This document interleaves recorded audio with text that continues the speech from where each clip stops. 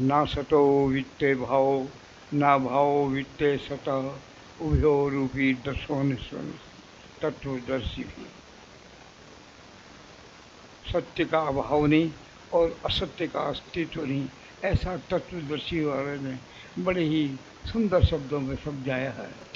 तीनों काल में एक सा रहता है, कभी भी देखो उसमें कभी परिवर्तन नहीं आता है। गीता में 3 तत्व प्रमुख सूत्र बताए गए हैं, माया, ब्रह्म और जीव। इन तीनों में जो एकता कर पाते हैं वो तो प्रभु को प्राप्त होते हैं, और जो माया की तरफ झुकते हैं वो माया को प्राप्त होते हैं। अब इनमें आपको किस तरफ जाना है? अगर माया की तरफ जाओगे तो आपको बुद्धि तत्व मिलेगा, वो अत्यंत उष्ण होता है। और अगर आप ईश्वर की तरफ मुड़ोगे तो आप अंतरात्मा की तरफ जाना पड़ेगा, वो सरल सीधा चंद्रमा से संबंधित होता है, इसलिए वह अत्यंत ही सरल और सुधाकारक होता है।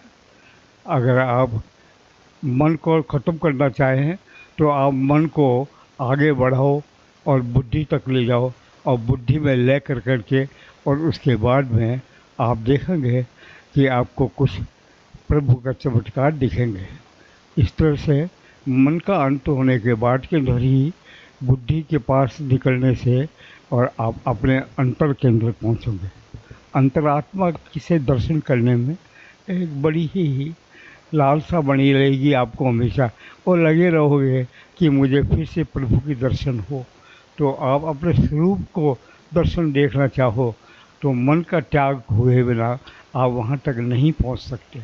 और मन को नष्ट करने के लिए आपको आगे अपने आप को भगवान के अंतर में जो अपना अंतःकरण है, जिसमें मन, बुद्धि, चित्त, अहंकार का स्वरूप रहता है, और तीनों अवस्थाएं रहती है, चित्त, चित्त, सच्चित्त और आनंद।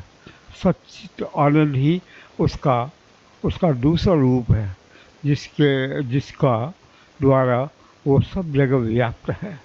अब आप जिस साइड में जाना चाहें उस साइड में पधारें और उसका ध्यान करेंगे तो आप ज़रूर आप लाभ प्राप्त कर सकेंगे।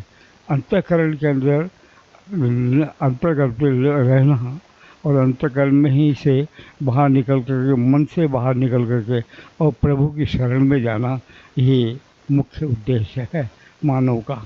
और यहाँ पहुँचने के पश्चात मनुष्य को कोई चीज़ की आवश्यकता नहीं रहती, और वो सब की जगह समत्व बुद्धि ही योग देखता है, हर जगह पर उसे समानता दिखती है।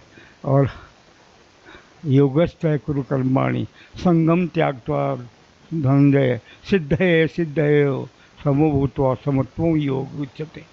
ये एक गीता का रहस्य है कि जो बताता है, और आप इसके अंदर पहुँचेंगे तो आपको कुछ मिलेगा और भगवान के दर्शन अवश्य होंगे। और अमर शक्तियाँ सहायता करती है इसके अंदर, वो आपको सब रास्ता बताती है आगे चलते हुए, आपके अंदर ललक पैदा कर देती है, मुझे भगवान दिखे। अस्थि भांति प्रिय से वो हर जगह व्याप्त है, उसे जैसे चाहो वैसे परखो, आपको वो वही दिखेगा आपको। उसके अतिरिक्त संसार में कोई भी चीज़ नहीं है, और उसी के बिना कोई प्रकट भी नहीं हो सकती और न छिप सकती है।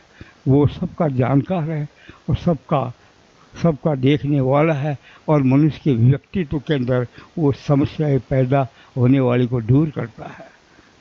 इस तरह से आप इस रहस्य को समझ सके तो आप अपने आप को प्रभु के संदिग्ध पाएंगे, और आपको कुछ न कुछ अवश्य भगवान से प्राप्ति होगी। मेरी यही मनोकामना आपसे है कि आप भी इसका लाभ उठाएं और कृतार्थ